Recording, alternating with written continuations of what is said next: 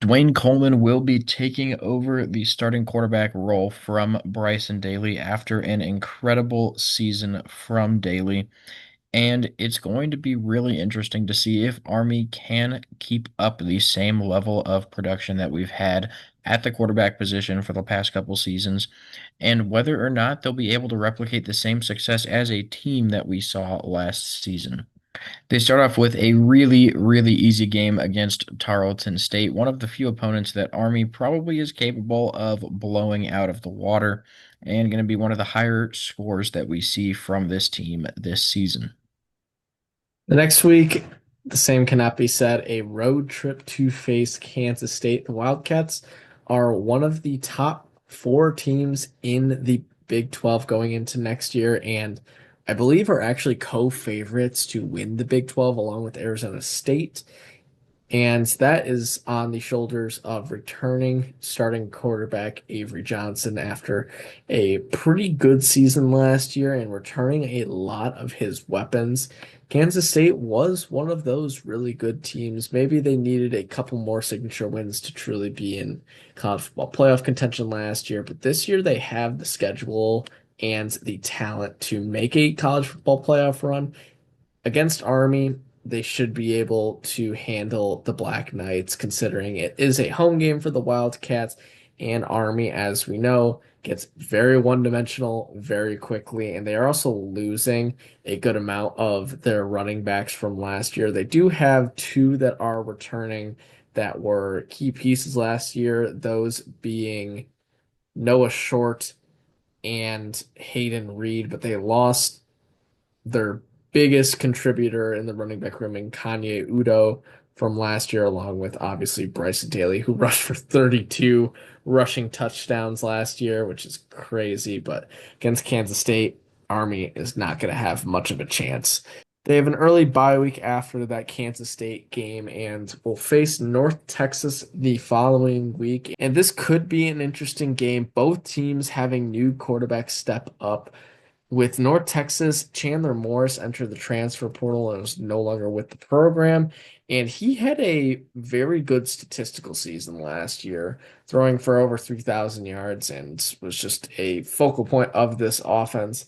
With him gone, Army should be able to control this game if the run game is as dominant as it was last season. North Texas could end up making this game competitive if the new quarterback is able to fill in the role that Chandler Morris had, but we're going to lean with Army here in a slight win before a tough road trip against East Carolina. This East Carolina team ended last season on a pretty solid run and are looking to continue that into this year. I do think they're going to be able to do it, and they're going to have a good chance to make a bowl game. But in order for them to do that, this Army game is going to be very important for them. And like Connor mentioned earlier, with Army being un one-dimensional, and us not really knowing how well Coleman is going to play, especially with how amazing Bryson Daly was, I really think it would be shocking if we saw the same level of production from Dwayne Coleman. So, especially on the road, I do think East Carolina is going to get this win, dropping Army to 2-2. But then it's a road trip to UAB. I think this game should be a little bit easier.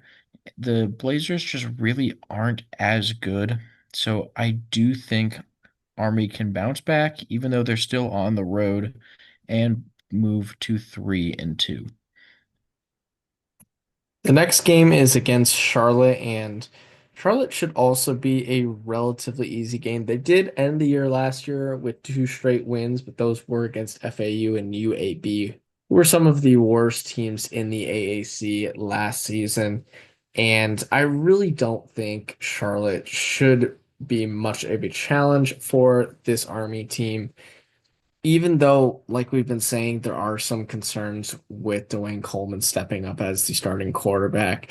I think that the Army offense is basically the same every year and does have its opportunities to really go off for big games. And against Charlotte, I do think we will see that. So they will get the win over the 49ers here.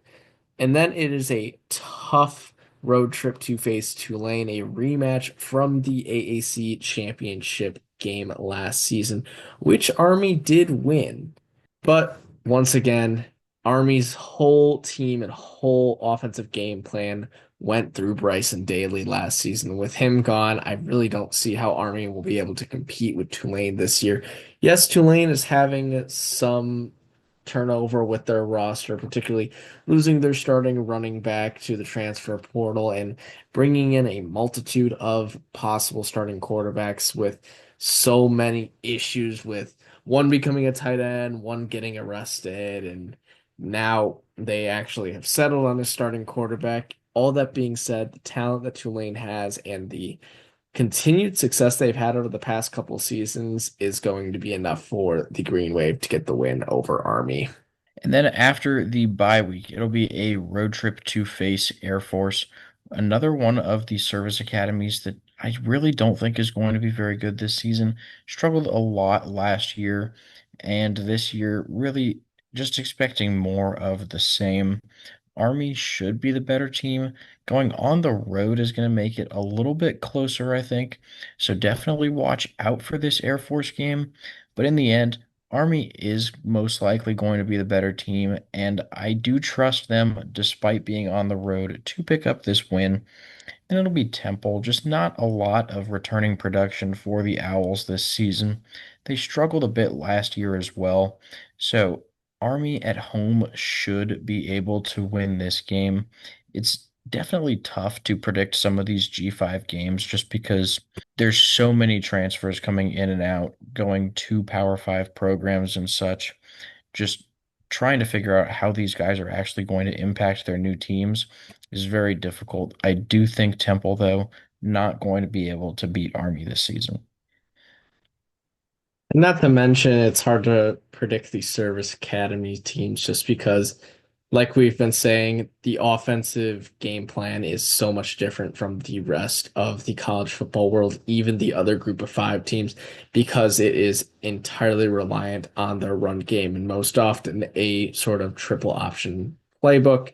And really, we just need to know what the defenses are capable of, both the Army defense in this case, and how are they going to be able to handle the other offenses, and how will other teams adapt to this Army style of offense. After their final bye week, it's kind of the same story with Tulsa. Not very good last year, not much returning production, just not a lot going on for the Golden Hurricanes, much like Temple. So Army will get the win here, going to 7-3 before taking on UTSA on the road. And this one I think will be pretty interesting. UTSA is having a good amount of turnover on the defense, bringing in some new transfers. But the offense, for the most part, is very, very similar, especially with the return of their starting quarterback and most of their wide receiver room. These two teams are completely different. As we've touched on, Army is completely focused on the run game, while UTSA with returning quarterback Owen McCown is an air raid style offense, as he threw for 3,424 yards last season with 25 touchdowns and 10 interceptions, compared to a run game whose leading rusher only had 700 yards on 130 carries. Just completely different styles of offense. This game could go either way, but because Army's defense might not be up to par against some of these more talented teams like UTSA, they're not the best team in the group of five, but one of the better teams. I just think in this case, especially with it being a home game for the Roadrunners, UTSA will be able to get the win over Army. Once again, could go either way, but we are going to go Roadrunners here.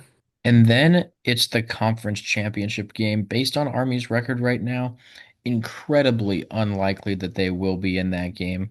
So we'll move on to the Army Navy game, one of the greatest rivalries in all of college football, let alone all of sports. This one, I mean, Navy realistically is the better team, but as you can see, that percentage right there is at 50% because anything can happen in this game. Once you get to this date, both teams are 0-0. this is all that matters. And I think this is going to be another really good one.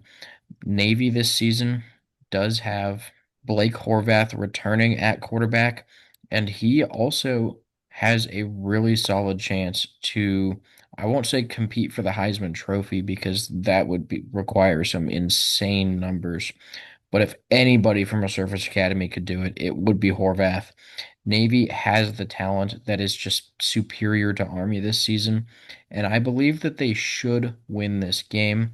Now, like I said, it's 50-50, but because Horvath is on the side of the midshipmen, we are going with Navy to win the Army-Navy game. We did not have a way too early prediction video for Army, but the Vegas over-under is sitting at 7.5. They are just slightly favoring the over. We ended up with the under, and our projection is actually spot on. 7 wins and 5 losses, just the same as our prediction, which rarely ever happens. 4.85 wins and 3.15 losses in American Conference play. Now, the ceiling for Army going to be 10-2. Like we said, that Army Navy game really can go either way. I don't see them beating Kansas State, probably going to lose to Tulane, but they could win every other game on their schedule. Maybe maybe they do beat Tulane, but then lose to Navy. There's a lot of different ways it could play out, but 10-2, if we see Dwayne Coleman perform just like Bryson Daly did last season, Army could have another very special year. I think the more likely scenario, if they hit either the floor or the ceiling, though, is going to be that floor of 5-7, where everything kind of just falls apart for Army this year, and we see them have a losing record in American play as well. However, we have Army making a bowl game this season and going 7-5. So thank you guys for watching. Please make sure to like and subscribe, and we'll see you in our next video.